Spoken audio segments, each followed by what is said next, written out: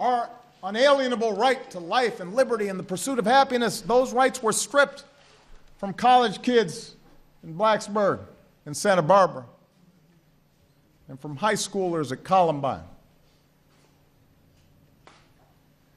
and from first graders in Newtown.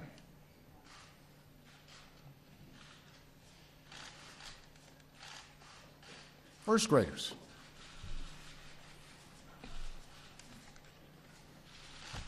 And from every family who never imagined that their loved one would be taken from our lives by a bullet from a gun.